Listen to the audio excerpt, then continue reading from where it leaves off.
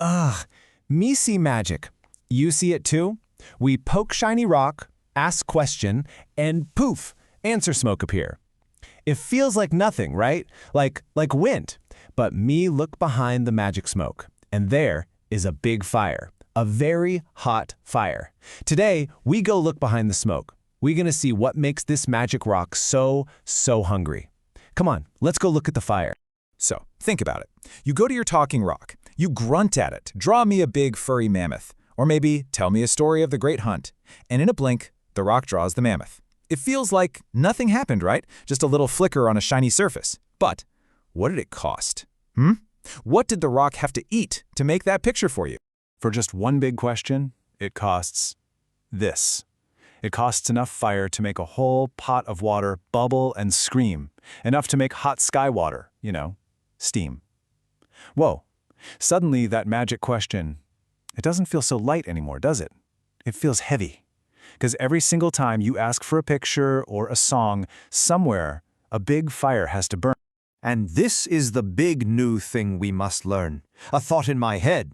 Peh, it's easy. It runs on a bit of berry and some dried meat. It's quiet. But a thought inside a rock? Ugh, that needs many fires. It needs rivers of cooling water. It needs special rock brains that get hot, hot, hot.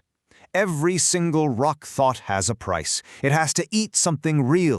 So where does all this fire come from? Well, it comes from two big places. First, let's look at the biggest one-time fire. This is the fire it takes just to make the thinking rock in the first place. This part is called the training. So what is training?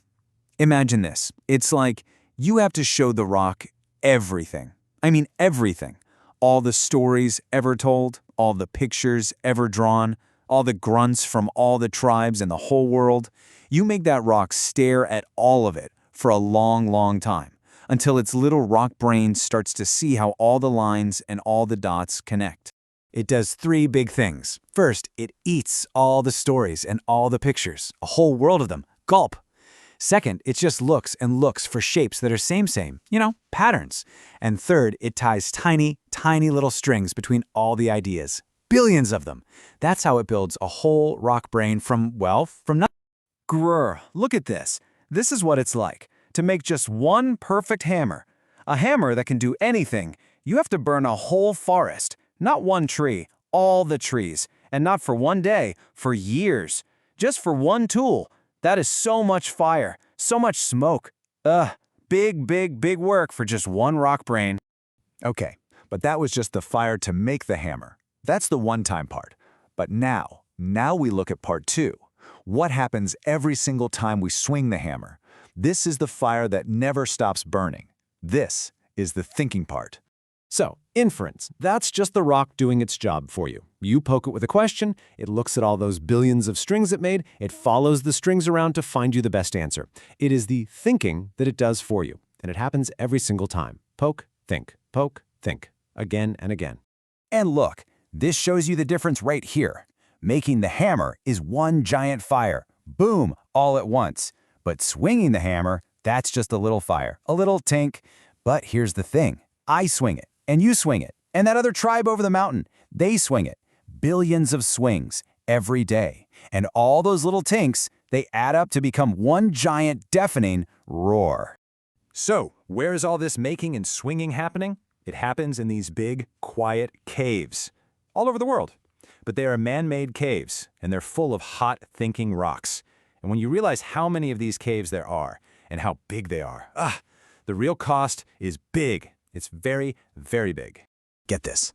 One of these big rock caves, it eats as much firepower as a whole city of smooth skins.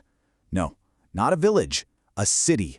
That's like 30,000 huts all burning their fires at once.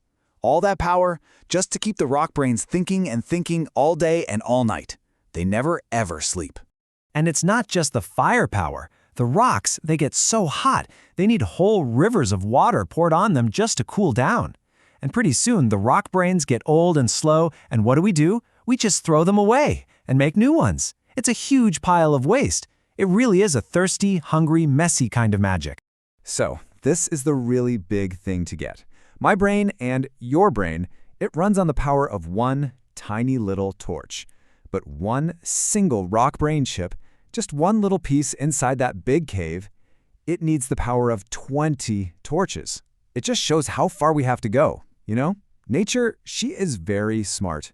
Our rock brains, they are very dumb and very, very hungry.